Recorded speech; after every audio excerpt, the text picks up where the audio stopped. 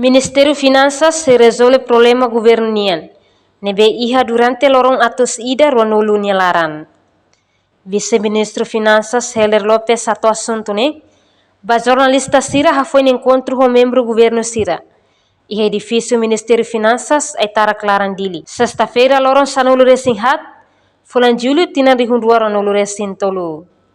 Nia afirma prioridade Ministério Finanças nian. Durante lorong atus ida ronulu, mak resolve uluk estokai moruk e hospital, problema passaporte, no desastre naturais, tem que intervenção lalais, ba problema hirak ne.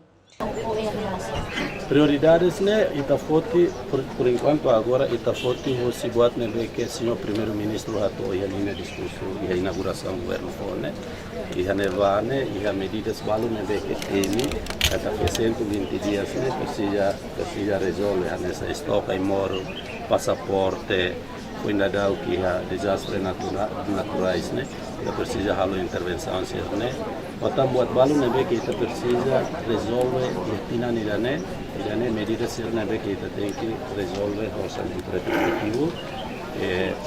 Em princípio, buat né que o senhor primeiro-ministro menciona já no discurso e ele a prioridade sempre medidas né mas trabalha essa medidas com o orçamento repetitivo. Reportagem Mariquita da Silva, Televisão Timor Post. Janela Informação Ben Hotu. Atau tem informação atual dia Clio que tahaluha. Anehan botão subscribe, like, halo comentário no fahatutan ba media sosial Hotu.